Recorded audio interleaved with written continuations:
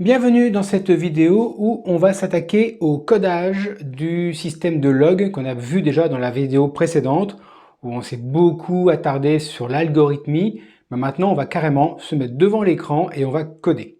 Comme c'est le premier codage en objet qu'on va faire ensemble, je vais prendre le temps de bien détailler chaque partie. Vous allez voir, il n'y a rien de compliqué, je fais du code assez simple, donc on devrait pouvoir s'en sortir sans que ça vous complique la vie. On commence tout de suite, rendez-vous sur mon écran et on va voir tout le code pour faire intégralement, sans rien cacher, l'objet pour gérer les logs dans vos logiciels.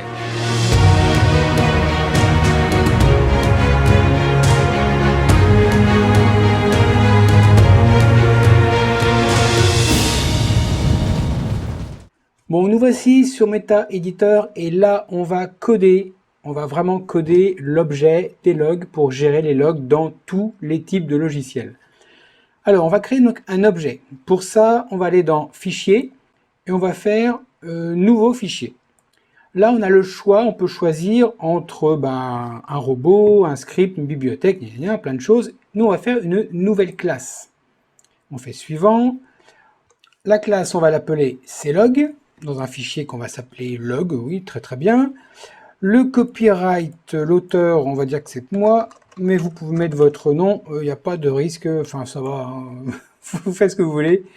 C'est cadeau, la base, la classe est publique, voilà, donc ça c'est très bien, je fais terminer. Et nous voici avec un petit bout de code qui contient les informations pour avoir une classe. Alors déjà, on va faire un peu de ménage. Les properties, je vire et je vire. Alors, vous allez me dire pourquoi? Parce qu'en fait, ces properties-là, c'est surtout utilisé pour les indicateurs ou pour les scripts ou pour les robots. Voilà, ça n'a rien à faire dans une classe. La classe, en fait, elle sera intégrée et elle sera incluse dans un fichier robot, indicateur ou autre. Donc, c'est pas la peine de le faire en doublon, ça ne servira absolument à rien. Voilà, moi, ce que je veux, c'est ça. Ici, on a l'entête.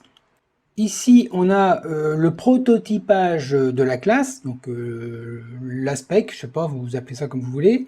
Et puis en dessous ici, tout ce qui est préfixé par clog 2.2. Ce sont vraiment les corps, en fait, vraiment le contenant de l'objet, au niveau des fonctions.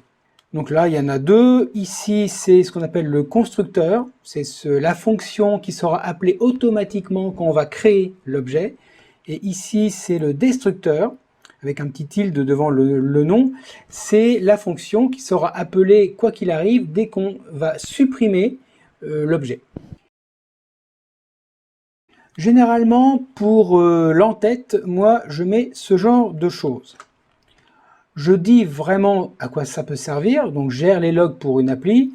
Je dis très succinctement le contenu, les fonctions que ça va faire, donc la création d'un fichier log pour une journée et l'écriture dans le fichier log. Et puis en dessous, j'indique un petit peu peut-être des conditions basiques. Par exemple, là, on doit définir le niveau de détail des logs et puis le nom du logiciel si on veut l'utiliser. Mais ça, pareil, vous pourrez l'adapter, hein, c'est une idée, hein. Après, ça peut s'enrichir. Ensuite, pour enregistrer les logs, en fait, les fonctions, ça, ce sont les plus importantes. C'est vraiment ce qui va servir à écrire dans le fichier. Donc, on a erreur, warning, info et debug. Que j'écris en majuscule pour pouvoir que dans le code, ça soit vraiment très, très parlant, quoi. Ensuite, moi, ce que je fais, alors c'est pareil, hein, ça c'est mon style, mais vous pouvez faire le vôtre, même vous devez faire le vôtre. Moi, je mets des choses comme ça, c'est des gros encarts qui permettent de vraiment, ça tape à l'œil et en fait, on retrouve facilement ces informations. La classe log, il n'y a pas de problème. Là, ici, j'ai le private. Alors, généralement, pareil, j'écris ce petit encart. Et pareil pour le public, pour bien le repérer, je fais ce genre de choses. Généralement, c'est vrai que la mise en forme, alors ça, pareil, c'est vous qui voyez, moi j'ai la mienne. Moi, je suis aligné avec la déclaration. Donc là, j'ai la classe avec la parenthèse ouvrante, parenthèse fermante, tout aligné au même niveau. Et puis ensuite, pareil, ça, je le décale à gauche. Ça, aucune raison. et un petit espace, ça fait pas de mal. Voilà. Bon, c'est mon style. Vous faites le vôtre, mais je vous montre le mien. Voilà. Donc maintenant, qu'est-ce qu'on va avoir à utiliser? Pour gérer les logs, les niveaux de logs, on va avoir des chiffres. Par exemple, 0 pour aucun log sorti, 1 pour les erreurs, 2 pour les warnings, 3 pour les infos, 4 pour le debug, et si on veut faire autre chose, 5, 6, 7, etc. Je fais en sorte de n'avoir aucune valeur numérique dans le code. Tout va être géré par des constantes. L'avantage, c'est que si un jour on veut changer une valeur numérique pour un sujet particulier, en fait on change une constante et on est tranquille. Pareil aussi, dans le fichier de log, je l'ai un peu défini pour avoir une information très rapide dans la première colonne. Je vais gérer ça par des colonnes. La première colonne va contenir le type du log. Donc soit une erreur, un warning, donc une alerte, une information ou un debug. Donc ça, pareil, je vais créer dans des constantes dès le début du fichier pour pouvoir déjà visuellement savoir de quoi ça cause. Donc comme ça, ce sera très très visuel. Puis après, on pourra le traiter par la suite. Donc pour ça, pareil, en dessous de l'entête, je me crée un bloc de constantes dans lequel on retrouve en fait mes 4 constantes sur donc le tag que je vais faire au début du fichier de log, donc soit ERR, WRN pour warning, INF pour info et DBG pour debug. Je mets que 3 caractères parce que c'est pas vraiment ça le plus important, et puis il faut que ce soit facile à lire et rapide. Donc ERR, on filtre sur la colonne qui commence par ERR, et comme ça on peut directement trouver ce qui est derrière. Le vrai sens en fait du log, c'est ce qui va suivre évidemment. Ensuite, là, comme le fichier de log, je vais le structurer en plusieurs colonnes. Je vais mettre un type, donc ce qu'on a vu là, les fameux tags, donc ERR, WRN, INF ou DBG. Ensuite, je vais mettre l'heure du log, et ensuite, on va mettre le texte du log. Et ces 3 informations, je vais les séparer par un séparateur. Alors, soit on met un 2 points, des points-virgules, un espace, une tabulation, on fait ce qu'on veut. Mais moi, je vais utiliser ça parce que je vais l'intégrer, je vais le lire avec Excel. Donc, Excel, généralement, les séparateurs, ce sont des points-virgules, les fameux fichiers CSV. Et donc, comme je veux que automatiquement l'outil Excel filtre automatiquement et me recadre par colonne, je vais mettre un séparateur, toujours le même. Donc du coup, là, j'ai créé une constante qui s'appelle séparateur, qui contient le point-virgule. Et puis ensuite, j'ai mes différents niveaux, mes niveaux d'information pour définir ce que je vais écrire dans le fichier ou ne pas écrire dans le fichier. Donc par défaut, il n'y a rien. Rien, ça sera 0. Puis ensuite, on voit les 4 niveaux, erreur, warning, info et debug. Voilà pour les constantes. Et ça, on va l'utiliser après. Ensuite, la classe. Alors rapidement, on a vu qu'on avait private et public. Alors private, c'est tout ce qui est purement et exclusivement interne à l'objet. De l'extérieur de l'objet, on ne verra jamais ce qui est déclaré dans la partie private. Par contre, en public, là, tout le monde le verra. Alors, dans la partie private, j'ai 2 sous-blocs, on va dire. J'ai les données et les fonctions. Dans les données, donc, si vous vous rappelez les algos qu'on a vus, on a un tag qui correspond à l'erreur quand on a une erreur d'ouverture de fichier. Donc ça, je le mets dans les données. On a aussi, alors MetaTrader, quand on ouvre un fichier, on gère avec un numéro unique du fichier. Donc ça sera le handle, ça sera une valeur entière. Ensuite, je vais enregistrer la date du fichier pour pouvoir repérer si on change entre la date du jour et la date du fichier. Ensuite, bien sûr, puisqu'on a des constantes de niveau, faut la mémoriser, enfin, faut mémoriser ce niveau, donc je mettrai le niveau. Et puis, comme je veux garder vraiment je veux enregistrer le fichier dans un répertoire dédié, je mets le folder, donc qui veut dire répertoire. Voilà les données de l'objet, je ne vois pas autre chose. Si vous avez d'autres idées, n'hésitez pas. Alors c'est vrai qu'au tout début, dans l'entête, j'ai marqué le nom du logiciel. Bon, j'avais commencé à faire ça, c'est pas forcément utile. Bon, voilà, c'est vous qui voyez. Je pourrais même d'ailleurs rajouter le nom du répertoire, le nom du répertoire. Voilà, c'est un peu mieux quand même. C'est plus logique en plus par rapport à ce que je mets comme données. Ensuite, donc ça ce sont les données. Les fonctions sont les fonctions qui sont internes. Alors, si vous vous rappelez bien, on a plusieurs choses. On a pour commencer l'écriture du fichier, dans lequel on va rentrer le type et le texte du log. Donc le type, ça va être en fait ce qu'on a ici dans les logs, hein, ça sera ça. Donc le tag, erreur, warning, info et debug. Et puis le texte, ça sera le texte que l'application aura envoyé à l'objet. Ensuite, bien sûr, on a l'ouverture du fichier des logs. Et pour finir, on a la fermeture du fichier de log. Voilà, ça c'est vraiment le contenu interne qui va nous permettre de gérer l'objet. Maintenant pour la partie publique. La partie publique, on a trois groupes de fonctions. Le premier, c'est tout bêtement la configuration. Cette configuration va permettre de clairement identifier le nom du répertoire. Ensuite, on a des fonctions qui vont permettre de définir le niveau des logs. Donc le niveau rien, erreur, warning, info et tout. Voilà, c'est juste, l'application aura juste à envoyer ça et nous, en interne, on va se débrouiller pour mettre les informations, pour gérer le truc. Et le plus important, bien sûr, ce sont les fonctions qui vont permettre d'envoyer les logs. Donc on a erreur, warning, info et debug dans lequel on passe le texte du log. Voilà pour les fonctions publiques. En données, d'ailleurs, je vais mettre le nom fonction quand même devant, le petit bloc. Comme ça, on sera propre et ça correspondra à ce qui est au-dessus. On n'a aucune donnée, donc je mets aucun bloc de données. De toute façon, les données que je rends publiques, moi, il n'y en a quasiment jamais. Hein. Moi, tout passe par des fonctions, comme ça, moi, je maîtrise les accès aux données de l'objet. Voilà, donc là, on a fait ce qu'on appelle le prototypage. Donc, je vous remontre tout ça. Donc, on a l'entête, pour commencer. Ensuite, le groupe des constantes. En dessous, on a donc le prototypage de la classe avec la partie privée, donc ce qu'on appelle private, avec donc les données, les fonctions. Et puis en dessous, la partie publique, où donc c'est tout ce qui est visible de l'extérieur de l'objet, avec donc le constructeur, destructeur qui sont dès le début, ça par défaut ils y sont, et puis la fonction de configuration, la description des niveaux et les fonctions d'envoi des logs. Maintenant, voyons la partie vraiment du corps de l'objet. Il faut savoir que la partie du corps, on peut le mettre dans un autre fichier, ça pose aucun problème. Généralement, en C++, ou voire aussi carrément avec ce langage MQL, MQL4 et MQL5, on fait dans le même fichier, ça permet d'avoir tout au même endroit.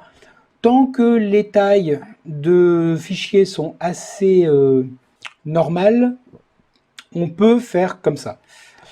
Cet objet, il est assez court, donc on va le laisser tout dans le même fichier. Moi, généralement, je fais, pour bien séparer le prototypage du corps, je mets bien une fonction, enfin un petit truc qui s'appelle fonction. Alors vous voyez que j'écris souvent en anglais par ma déformation professionnelle, donc du coup, je traduis pour vous en français. Donc les fonctions. Et pour repérer, la première fonction, c'est le constructeur. Décidément, tout est en anglais. Je vais refaire ça. Voilà. Donc, à quoi sert le constructeur? En fait, ça initialise les données de l'objet. Alors, là-dedans, nous, les variables, si je remonte, elles sont ici. Je copie-colle, comme ça, on le verra. On n'aura pas à faire le zigzag entre le haut et le bas. On a toutes ces variables qui sont existantes dans l'objet. On n'est pas obligé de les initialiser. Non, loin de là. Mais je vous conseille de les initialiser quand même. Pourquoi? Parce que quand vous avez un objet, ou une fonction, ou une procédure, enfin toute partie logicielle, si vous initialisez pas une donnée, vous n'êtes pas à l'abri qu'elle soit utilisée sans jamais avoir été renseignée. Et ça vous cause des erreurs difficiles à trouver. Donc moi je vous conseille d'initialiser toutes les données. Le constructeur est particulier puisque si on veut par exemple initialiser, on se met dans le corps et on fait par exemple merror égale false. Ça marche comme ça. Le constructeur, on peut aussi faire quelque chose de particulier, c'est qu'on peut après faire un 2 points et là on met le merror et entre parenthèses on met sa variable sa valeur d'initialisation. C'est une ou l'autre. Moi, je fais cette fonction, enfin cette écriture-là. Alors vous allez dire pourquoi? Bah parce que ça me permet en fait de repérer exactement le constructeur des autres fonctions. Voilà, constructeur c'est particulier. Alors ça peut arriver quand même que dans le body en fait du constructeur, je dois faire une vraie commande. Typiquement quand j'efface des tableaux, quand j'initialise des tableaux, je peux pas faire ça dans cette manière d'écrire. Du coup, je le mets dans la partie en bas. Bon, pareil, c'est vous qui voyez. Là, vous voyez un petit décalage, c'est parce que alors on n'est pas obligé en MQL, MQL4, MQL5, mais moi j'ai des habitudes en fait de logiciel sécuritaire et je mets toujours le type du paramètre. Donc là, void qui veut dire aucune donnée. Et si je remonte d'ailleurs, on pourrait le faire là aussi pour être tranquille. Et moi, ça m'aide à être tranquille dans mes baskets. Voilà. Donc ça, le constructeur est fait. Pour le destructeur, en fait, pareil, une petite en-tête en français. Donc le destructeur, lui, il va servir à quoi? En fait, quand l'objet sera terminé, on va devoir fermer le fichier des logs s'il est ouvert. Donc à partir de là, ce que je vais faire, c'est que je vais appeler la fonction qu'on va créer tout à l'heure, qui est donc la clôture du fichier de log. Donc on va appeler fermeture. Le this ici qui est devant, c'est pour indiquer que la fonction, si le compilateur la cherche, elle est dans cet objet. Ça veut dire qu'on est dans clog. J'aurais pu faire d'ailleurs pareil, clog.fermeture, c'était pareil. Bon, voilà, après c'est vous qui voyez, pareil. Moi je vous montre ce que je fais, après vous adaptez. Donc on a vu que dans les fonctions, alors je commence toujours par les fonctions publiques, parce que c'est elles les plus importantes, vues de l'extérieur. Dans les fonctions publiques, on avait la partie config, qui initialise donc les paramètres de l'objet. Donc on reprend l'interface avec void qui était le paramètre de sortie, clog pour indiquer que c'est une déclaration d'un corps qui appartient à l'objet clog. Le paramétrage est le même, et puis ensuite on fait donc la parenthèse ouvrante, parenthèse fermante. Donc ici, ce que fait cette fonction, on lui envoie un nom de répertoire. Ce nom de répertoire, je vais déjà faire en sorte de le nettoyer. C'est-à-dire qu'on va virer tous les parties espace, tabulation qui peut être devant ou à la fin du nom. Par exemple, si c'est un paramètre que vous entrez par des paramètres du robot ou du logiciel, vous n'êtes pas à l'abri que quelqu'un rentre avec des espaces avant, après, et c'est un peu le cirque. Donc pour ça, je vais transformer ce paramètre en entrée, que j'ai mis en constante, pour ne pas le changer, parce que je ne veux pas qu'il soit modifié par inadvertance par l'objet et renvoyé dans l'application. Ça serait une bêtise. Pour ça, je vais créer une variable interne. Variable locale que j'appelle lfolder. Alors vous voyez, les règles de nommage, le i underscore, c'est pour tout ce qui est interface, donc les interfaces de paramètres. Le l underscore en minuscule, c'est tout ce qui est local à une fonction. Donc première chose que je fais, c'est que je nettoie le nom du répertoire avec string trim left et string trim right, qui sont en fait deux fonctions qui effacent les espaces et tabulations après le nom, enfin à la fin ou au début. Avec ces deux-là, quelque part imbriqués, je nettoie complètement le nom du répertoire. Ensuite, un nom de répertoire, si je veux vraiment qu'il soit utilisé, il faut qu'il commence par, il faut qu'il ait un minimum de 2 caractères. Pourquoi 2 caractères? Parce que quand vous faites un nom de répertoire, vous faites minimum 2 backslash, donc c'est des slash inversés, qui correspondent en fait à des le backslash est un métacaractère. C'est compliqué, mais bon, backslash est un métacaractère, ça veut dire qu'il faut le doubler pour qu'il soit pris comme un caractère. Donc déjà, c'est 2 caractères minimum. Et après, il y a le nom du répertoire. Donc s'il a une taille, si la taille de ce nom est plus petit ou égal à 2, ça veut dire qu'on n'a que 2 backslash, il n'y a pas le nom du répertoire, ça n'a pas de sens. Ça veut dire que là, je crée une erreur. Alors je vous rappelle, on n'a pas encore le fichier log pour l'instant. Donc je ne peux pas le mettre dans les logs. Donc je fais un print simplement pour MetaTrader. Donc j'indique que le nom du répertoire est trop court. et je sors de la fonction. Je ne peux rien faire d'autre. Maintenant, si j'ai un nom qui est de bonne taille, ça veut dire qu'il est au moins de 3 caractères, je vais tester le contenu. Je vais regarder si j'ai dans cette chaîne de caractères, dans le nom du répertoire, mes 2 caractères ici, mon slash ici. Je veux le vérifier. Si jamais j'ai pas ces caractères, à ce moment-là, je dis il manque le début qui est un backslash. Voilà. Et pareil, je sors de la fonction vu qu'on ne peut rien faire. Si j'ai passé ces 2 contrôles, écoutez, ensuite c'est facile. Il n'y a plus qu'à sauvegarder le nom du répertoire dans notre variable interne. Voilà, ça c'est la configuration de l'objet. Après, on pourra mettre d'autres paramètres, comme on avait vu tout à l'heure le nom du robot, enfin le nom du logiciel, qu'on pourrait rajouter dans le folder. On pourrait rajouter plein d'informations. Bon, là pour l'instant, j'ai que ça. Après avoir configuré donc, le nom du répertoire, on va s'attaquer maintenant aux fonctions qui permettent de gérer les niveaux de log. Donc pareil, hop, on met une en-tête. Donc là, ce sont les fonctions. Comme en fait, généralement, ça groupe uniquement une ligne dans le body, en fait, dans le corps. Je ne vais pas m'embêter à faire à chaque fois une en-tête, blablabla, pour une ligne de code. C'est mon côté feignant qui parle. Hein. Donc à ce moment-là, voilà, j'ai mes 5 fonctions de niveau, toujours préfixées par clog, avec, j'initialise la variable niveau, qui est donc égale à rien, erreur, warning, info ou debug. Vous voyez que généralement, je fais beaucoup attention à tout ce qui est alignement pour avoir quelque chose de vraiment linéaire. Je trouve que c'est beaucoup plus facile à lire. C'est vous qui voyez. Moi, j'aime bien. Voilà, je suis peut-être un peu trop cartésien, mais en tout cas, moi, ça me permet de vraiment lire et retrouver plus facilement les données dedans. Ensuite, on va s'attaquer aux fonctions les plus importantes, quelque part. C'est les fonctions qui vont permettre d'envoyer les logs dans cet objet. La première fonction, c'est tout ce qui est par rapport à une erreur. Donc la fonction erreur écrite en majuscule. Donc là, on va envoyer un log d'erreur sous condition, parce qu'en fait, on va se fier au niveau, évidemment, avant d'envoyer dans la fonction d'écriture du fichier. Je vous le mets directement, donc là on retrouve le prototypage avec le nom, et puis ici on va tout simplement dire si le niveau ici est supérieur ou égal au niveau d'erreur, en fait on envoie les logs.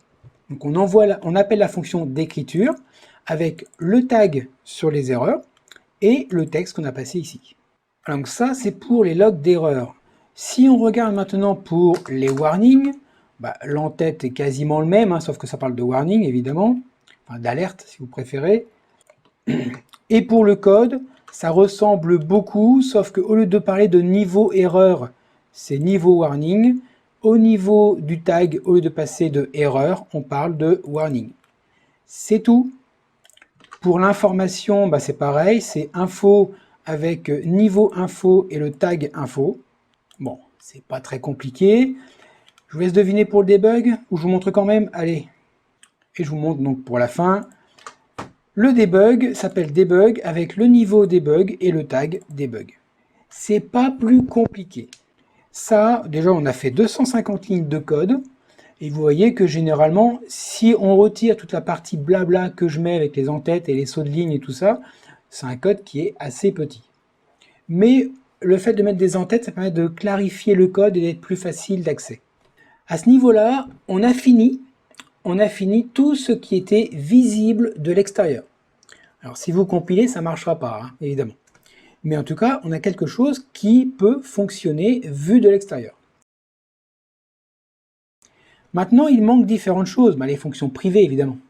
Donc là, je me crée un autre bloc qui va s'appeler private, pour repartir sur la dénomination de l'objet.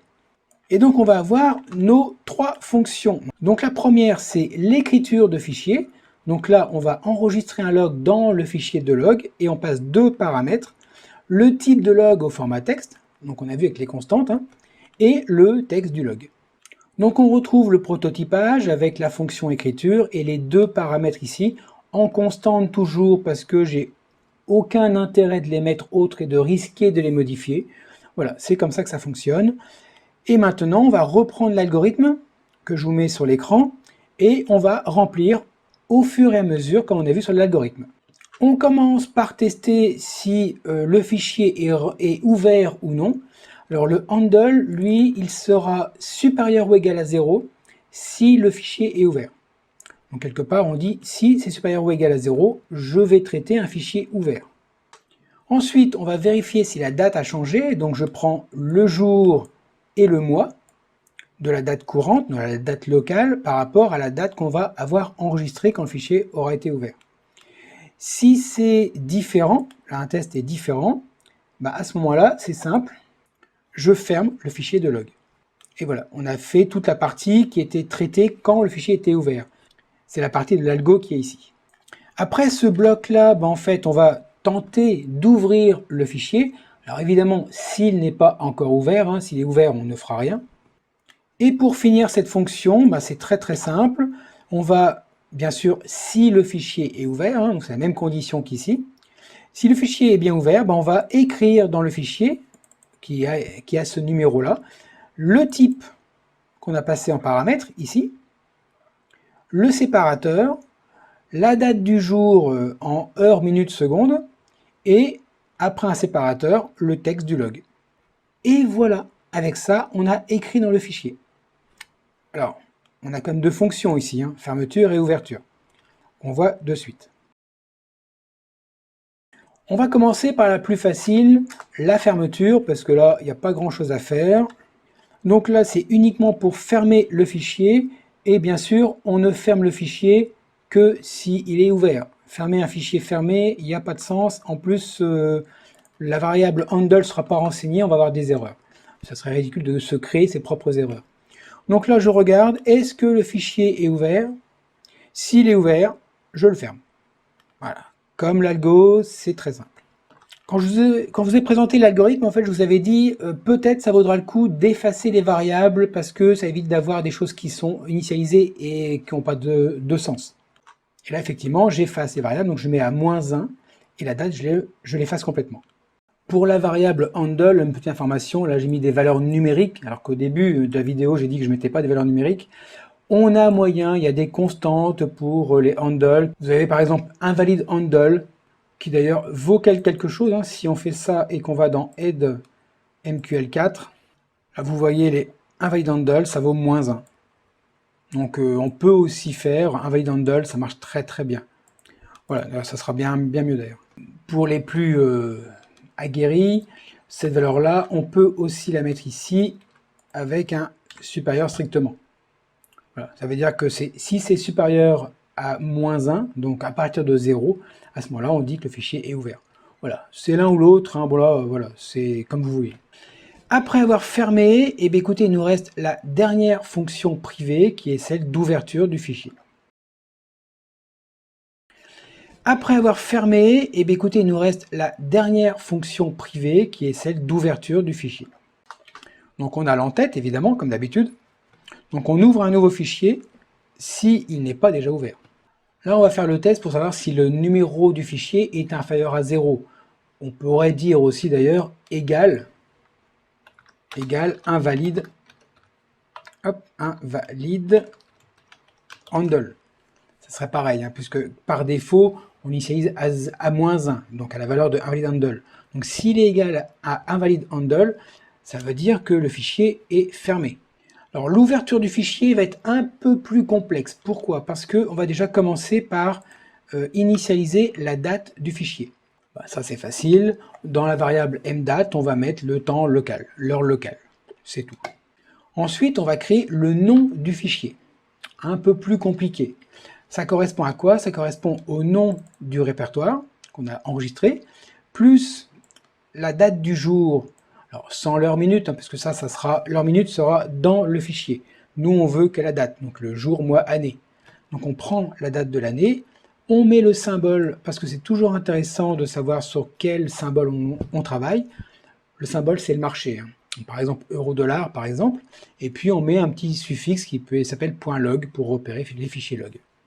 Et quand on a fait ça, ce qu'on va faire, c'est qu'on va effacer dans MetaTrader toutes les erreurs résiduelles et on va tenter d'ouvrir le fichier. Donc là, il y a la fonction file open avec le nom du fichier qu'on a créé. Tiens, d'ailleurs, le nom de fichier, il faut peut-être créer la variable. Donc, hop, c'est une variable locale que je mets ici. Voilà. Donc, il est bien ici. Et on a différents attributs quand on ouvre le fichier. Très important. Read. Pourquoi read? Parce que l'objectif, c'est de pouvoir le lire quand il est en train d'être en écriture. Et surtout qu'on va lire. C'est-à-dire que si le fichier a déjà un contenu, on ne veut pas l'effacer. Et si vous ne mettez pas read, vous allez effacer carrément le fichier. Donc, on fait lecture de l'existant, on fait écriture parce qu'on va écrire dedans.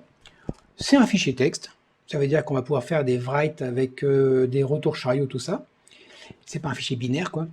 Et surtout, très important, le share read. Parce que si vous ne mettez pas ça, vous ne pourrez jamais voir le contenu du fichier tant que le fichier n'est pas fermé correctement. C'est-à-dire que vous ne pourrez pas lire un fichier de log avant la journée suivante. Et ça, c'est chiant. Donc, on fait le partage en lecture. Donc là, comme dans l'algo, donc on a fait l'ouverture. Ah yeah, c'est fini. Le fichier est ouvert, peut-être. Maintenant, on va regarder si on a une erreur. Donc, si on a une erreur, en fait, le handle va valoir la valeur invalide handle. Là, vous vous rappelez de l'algo, on dit que si l'erreur a été enregistrée, à ce moment-là, je ne fais pas l'erreur. Par contre, si elle n'a jamais été faite, à ce moment-là, je l'imprime. Donc là, je l'imprime et je mets erreur égale vrai. Ça, c'est dans le cas où l'ouverture du fichier s'est mal passée. Par contre, si l'ouverture s'est bien passée, bah à ce moment-là, hop, je vais ici, avec un petit retour chariot. Donc, si le fichier est bien ouvert, bah écoutez, on va directement se placer à la fin du fichier. Et puis, on va effacer le tag qui indique qu'on a affiché ou non l'erreur d'ouverture. Et ça, c'est en double. Hop, je le retire. C'est mieux comme ça. Voilà pour... et l'objet est fini. L'objet est terminé. Donc, on va tester tout de suite déjà si ça compile. Hein, ça sera un minimum. Donc, pour ça, je vais rajouter ma barre d'outils dans lequel je peux avoir le bouton compiler. Et on compile. Elle n'est pas belle la vie. Zéro erreur. Voilà, donc à partir de là, alors, zéro erreur de compilation. Ça ne veut pas dire que ça fonctionne. Hein. N'empêche que là, vous avez un objet, vous avez créé votre premier objet, si c'est le cas, hein, qui gère les logs dans un fichier. Donc vous avez l'entête, les constantes, la spécification ou le prototypage, les fonctions visibles de l'extérieur avec donc, le constructeur, le destructeur. Vous avez aussi la configuration de l'objet avec le nom du répertoire, les différentes fonctions pour le niveau, pour définir le niveau des logs, l'envoi des logs en fonction donc du type soit une erreur, soit un warning, l'information ou le debug, et des fonctions privées pour écrire dans le fichier en fonction de la date du jour. Là, j'ouvre une petite parenthèse pour aller plus loin, mais vraiment c'est juste pour le plaisir. Ici, dans l'initialisation, je mets invalide handle. Voilà. Comme ça, c'est initialisé avec une valeur qui est connue par le code et on arrête de mettre des constantes. Enfin, des constantes, non, on met des constantes, on ne met pas de valeurs numériques. Ensuite, ici, je laisse comme ça. Blablabla. Dans l'écriture, je vais, au lieu de faire si c'est supérieur ou égal à 0, je vais dire supérieur à invalide handle, strictement évidemment, que je refais pareil au niveau de l'écriture dans le fichier, bien sûr, donc supérieur à invalide handle. Dans la fermeture, on avait déjà fait le travail, hein, donc il n'y a pas de problème. Et l'ouverture, on avait déjà fait le travail aussi, avec si c'est égal à invalide, ça veut dire qu'il n'est pas ouvert. À ce moment-là seulement, je l'ouvre. Et voilà, mais écoutez, je recompile pour être sûr. Ça marche encore. Hein. C'est beau. Voilà, donc là, on vient de finir le codage de l'objet des logs. Vous pouvez le commenter. Alors allez-y, hein, s'il y a des choses à voir, si vous ne comprenez pas toutes les fonctions que j'ai pu faire. Rappelez-vous, il y a des ateliers. Si vous avez des ateliers particuliers sur le codage, vous faites la demande. Moi, je me démerderai pour les définir derrière. Et puis, on fera des invitations. Et puis, viendra qui verra, qui pourra et qui vous voudra. Si vous avez donc des ajouts à faire, des commentaires, allez-y, n'hésitez pas. Nous, on se voit pour la prochaine vidéo bientôt. D'ici là, vous pouvez vous abonner, liker, partager, vous savez le truc, hein. C'est YouTube, hein. Je suis désolé, hein, je suis obligé. Non, non, mais allez-y. Et puis comme ça, la prochaine fois, on va voir surtout un autre système des logs, mais un peu plus avancé, qui va compléter les logs. Et puis on va faire aussi spécification, algorithmie, codage, et surtout on va tester les logs avec le début du codage du robot. À très bientôt.